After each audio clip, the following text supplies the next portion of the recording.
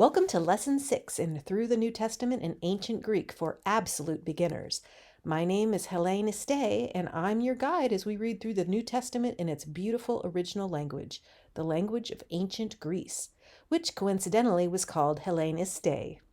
Because each lesson will build on previous lessons, be sure to start with Lesson 1. Let's get started.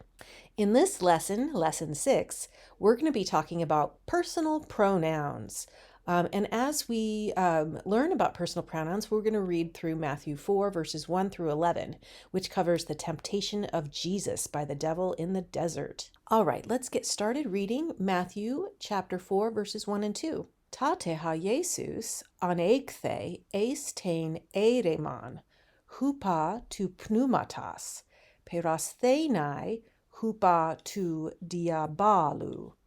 Kai ne stiusas he meras tesserakanta, kai tesserakanta nuktas, husteran epenasin. All right, before we learn about our personal pronouns, let's go ahead and review. And this slide looks a little messy, but I decided I would color code all of the parts of speech that we've learned so far.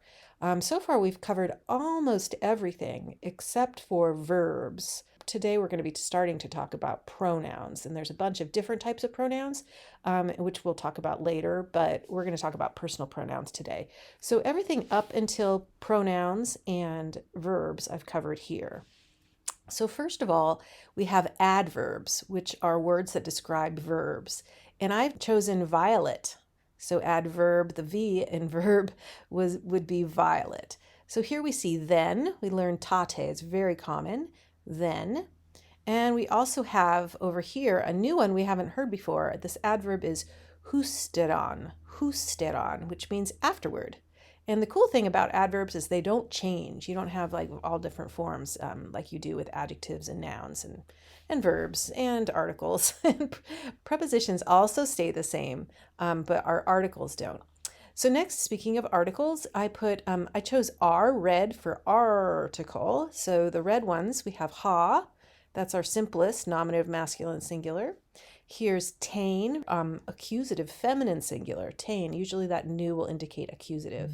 Then we have tu, pneumatos, that's genitive neuter singular. And then here we have two again. In this case, it's genitive masculine singular because it's devil we're talking about here. So two here is genitive neuter singular because it's modifying pneumatos, which is the Holy Spirit, which is neuter. Here we have masculine genitive, which is also two. In this case, it's modifying diabalu, which is masculine. All right, and then we also have up here conjunctions, which I've given the color coral, so the C matches. The coral, we already know kai, which is very common for and then we also have kai here. So those are the only two conjunctions in these two verses. And then for nouns, I have navy blue, navy and noun. So we have Jesus, nominative masculine singular, because it's the subject of the sentence. In this case, he was led. So he is the subject, even though somebody else is doing the leading. And then we have pneumatos, following hupa, which is going to be a genitive, by the Spirit. And then we have hemeras, which is plural, accusative feminine plural for days. So one day and then multiple days. And notice accusative, hemeras. And then the last one is nuktas, which is also accusative feminine plural. So the night and the day are both feminine. All right, and then moving on to prepositions, those are words that describe relationships between two different ideas or different objects. So in this case, I made it purple for preposition. So violet is lighter and purple is the darker. So our first one here is ace, and remember ace in the hole, in the capital A. Ace goes with accusative. So that's why we have eireman is accusative. So this is a preposition. Hupa is also a preposition. Remember, rough breathing mark, hupa. So that means by. In this case, it's followed by the genitive. Okay, so when you're tempted by someone or a book is written by someone, that is the by with the genitive masculine singular here. And then those are the last of our prepositions in these two verses. And then adjectives, remember, are words that describe a noun. Adverbs will describe verbs and adjectives, but adjectives describe a noun. So here we have two adjectives that are being used as nouns. The wilderness, basically like the wild. Wild is an adjective in English. We could say the wild.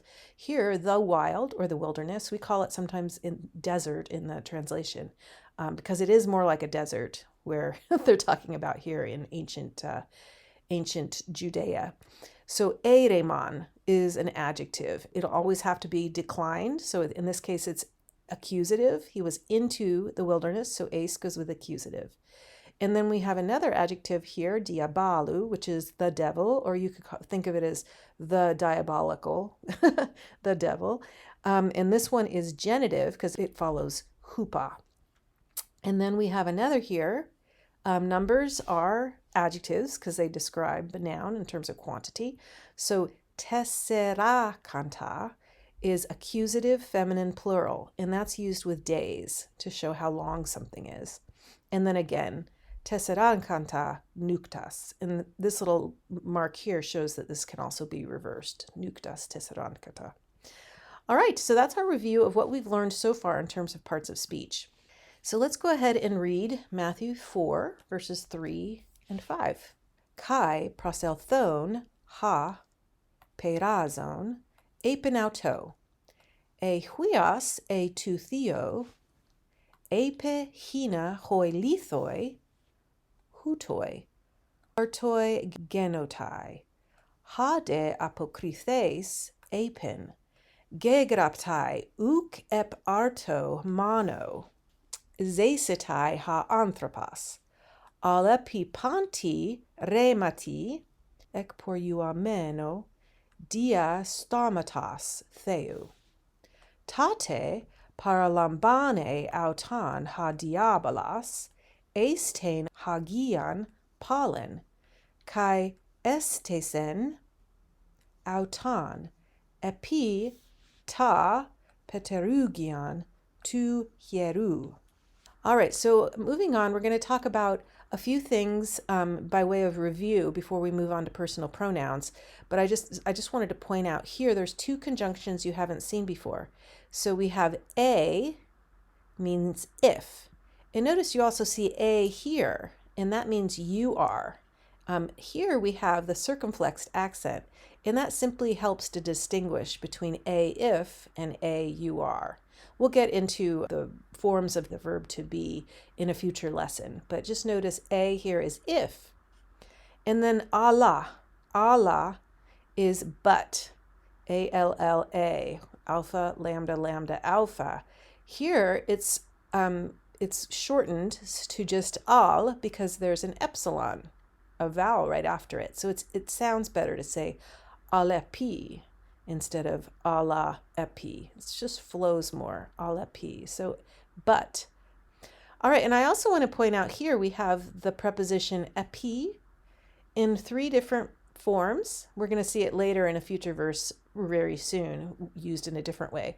But here it is, by bread alone, arto. In this case, it's dative because it's by the means by which you are living, arto, with dative masculine singular. And again, notice how it's shortened to just ep instead of epi before alpha, before a vowel. And then down here, we have epi again, followed by the dative, by every word. So by bread, by every word. Both are going to be using the dative. However, here we have epi followed by the accusative, upon the pinnacle of the temple. In this case, epi will be used to say upon or on. So epi followed by the accusative is on or upon, whereas epi followed by the dative is through or by. And then we'll see one more later, we're going to see epi followed by the genitive, which is a different meaning. All right, so I wanted to point that out before we continue, but let's talk about personal pronouns. All right, in English, we have personal pronouns that are he, she, it, I, me, you, your, my, those types of little verbs that describe how something is related to a person. That's why they're called personal pronouns. We're going to talk about third person first. All right, the third person is talking about somebody else, not yourself, not the person you're talking to, but another person, a third person. All right, in this case, we have the first example of it in this verse is αὐτό, which means to him. It's the dative. And notice the P pro here, that's personal pronoun. So now we know what P pro is, personal pronoun. Dative, masculine, and third person singular. All right, so third person can be singular, which would be he, she, it, and it can be plural, which we'll see an example of a little bit later, and that would be they, which is both masculine and feminine, and neuter. You use they both for people and for objects. So you could say the chairs are over there, they are over there. So they is the only third person plural word in English. We also have them and of them, to, for them, but we'll talk about those in just a sec. But anyway, this is to him, αὐτό. And down here we have the devil takes him, so this is going to be accusative. Αὐτόν, takes him, and that's referencing Jesus. And then again, he sets him, so that's Jesus, αὐτόν, and then αὐτό. So let's look at all of them. We have αὐτό and αὐτόν in the previous verses we just looked at. So just like all of our nouns and our articles and our adjectives, we have different forms depending on its masculine, feminine, or neuter, and depending on whether it's singular or plural, nominative, genitive, dative, or accusative. Gotta love it. All right, so I'm just going to read these real fast. αὐτός, αὐτή, αὐτά, αὐτού, αὐτής, αὐτού, αὐτό, αὐτή, αὐτό, αὐτόν, αὐτήν, αὐτά. And remember, neuter, accusative, and nominative are the same, always the same. Both for the singular is the same, and the plurals are the same. All right, continuing. αὐτόι, αὐτάι, αὐτά, αὐτόν, αὐτών, αὐτών, αὐτόις, αὐτάις, αὐτόις, αὐτούς, αὐτάς, αὐτά. Let's just point these out in the next verse. Let's go ahead and read this first. So Matthew 4, verse 6. Kai lege αὐτό, huios tu theou, bale se auton kato, gegraptai gar hati, tois angelois autou en eletai peri su, kai epikeron aurusin se, me pate proskopses pros lithon tanpoda su. All right, so let's go ahead and take a look at this guy. All right, so before we move on, let me just point out what we just covered. We've talked about the third person personal pronouns. Here, this is to him, so it's dative. Personal pronoun, dative, masculine, third person singular, αὐτό. And then here, this is singular, but it's genitive. Genitive, masculine, third person singular, αὐτού. All right, so you can kind of see that those are going to be some common ones we see a lot. Now let's introduce first and second person personal pronouns. That would be first person is I or me or my, and second person is the person you're talking to, who is you, your, and again, you for the direct object. Notice how in English we do have a different form for the direct object first person. That would be me. So nominative form would be I, and then direct object, the accusative form would be me. But for the second person, it's you and you, so it's the same. We also have different forms for the genitive form. In English, you would say my and your for the second person. So there are some interesting changes in English, but for the most part in English, we don't have those types of declined cases. All right, so here we have su, concerning you. So after peri, we're going to have genitive, and this is second person singular.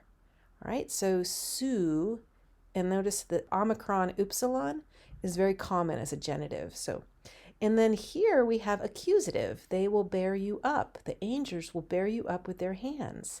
Se is the accusative form for you.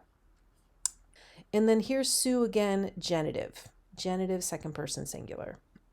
All right, so let's take a closer look at all the various forms for the personal pronouns in the first and second person. So this column is the first person, obviously, and this column is the second person. Singular, plural, and then nominative, genitive, dative, accusative, nominative, genitive, dative, accusative, plural. All right, so I in Greek is ego. Su is you. So that's the subject of a sentence. If you want to start the sentence with I went, you can say ego. And then the genitive, in English, we would say my or your. That's emu and mu. Both of these are used, and you will see examples of both of those. And su for your. So notice the oo, that's very common for genitive singular. And then dative is emoi or moi. So both of these are used. Emoi generally will be used for more emphasis. We'll be seeing examples of that. And then soy is to you and for you. Accusative, in English we say me. So if it's the object of a sentence, you hit me, then it would be me, not I. So eme and me. And for you, it's se. Plural, we have hemes for we, and humes for you all, you plural. Hemon, humon is genitive plural. Hemin, humin is dative plural, and hemas, humas is us and you all. So we do have a form, us, in the English that is the accusative for the first person plural. In English, you'll notice that we don't really distinguish between singular and plural. It's usually just you. So that's why I put you all here to clarify that it's not just one person. Let me just point out in the previous verses we saw that concerning you is su, genitive. We also had the foot of you, su. So those are both singular genitive for the second person. And then se, they will bear you up, is an accusative because it's the object of what the angels will be doing. All right. Let's go ahead and read Matthew 4, 7 and 8. Ephe aŭto ha Jesus, Paulin gegraptai, uk eperases, kurian ton thean su. Paulin paralambane auton ha diabolos, eis aras, hupselan lian, kai deiknusin auto, passas tas basileas tu cosmu, kaitain doxon auton. All right, a little bit of a messy slide again, sorry. But notice here we have auto is to him. So Jesus said to the devil. So Jesus is the subject here because it's nominative masculine singular. Said to him that's the third person singular dative masculine. And then we have over here, down here is auton. Again, takes him, meaning referencing Jesus. So that's a personal pronoun, accusative masculine third person singular. So that's in this line. Masculine, accusative, singular. And then we have auto again, shows to him, auto. And then here's an example of a personal pronoun, third person, plural. So he wanted to show him the kingdoms of the world and their glory. There is auton. Now it's the same in masculine, feminine, and neuter, but in this case it's feminine because it's referring to the kingdoms of the world. Kingdoms is feminine plural, so this is going to be feminine third person plural. But we wouldn't know that because auton is for masculine and neuter as well. All right, let's look at some second person personal pronouns. So here it says the God of you, your God, su. Ton, theon, su, your God. And that is simply second person singular genitive. All right, I also wanted to point out to you, as long as we're here, is we have some other adverbs. Pollen again. Pollen is the adverb meaning again. And then lian is another adverb, which means exceedingly. So high, exceedingly high. So adverbs also modify adjectives. They can modify verbs or they can modify adjectives. Here, the adjective is hupselan, lian. So notice it also follows the adjective, which is a little different than in English. We usually have adverbs and adjectives preceding the things they modify, but it's often backwards in Greek. All right, let's go ahead and read the next verse. Kai epinauto, tauta soi, panta doso, eon peson proskuneses moi. Tate lege auto ha Jesus, hupage, satana, gegraptai kurian tanthean su, proskuneses, kai auto mano latruses. Tate aphiesen auton ha diabolos, kai idu angeloi pros eilthon kai diakonun auto. All right, so let me just point out all the personal pronouns in these verses. So he says to them, so this is what we're talking about, the devil saying to Jesus, auto. Again, auto is our singular masculine dative personal pronoun. Soy, to you, these things to you I will give. So to you here is going to be dative because it's two or four, second person singular, soy. All right, next one is moi, if you worship me. Now following this term for worship, it's going to be dative. It's kind of like putting your worship towards someone. So it's going to be a dative first person singular, moi. And then our next one is su, the Lord your God. Kurian tanthean su is genitive because it's of you, your God. Here, and him alone you shall serve, it's serving to him. So in this case, it's dative. It's not the object of serve because it's in Greek it would be similar to worshiping. It's something done towards someone or to someone. So auto here is dative masculine singular because it's referring to God. And then auton again, then the devil leaves him. This is referencing Jesus, and it's accusative because it's the object of leave. And then we have one more here. The angels were ministering to him. In this case, it's Jesus. Again, ministering, serving, and worshiping are followed by the dative. So it's auto. So a lot of great examples of personal pronouns in this verse. That is the end of lesson 6. Thank you so much for joining me on this discussion of personal pronouns and a little bit of review. I hope to see you next time.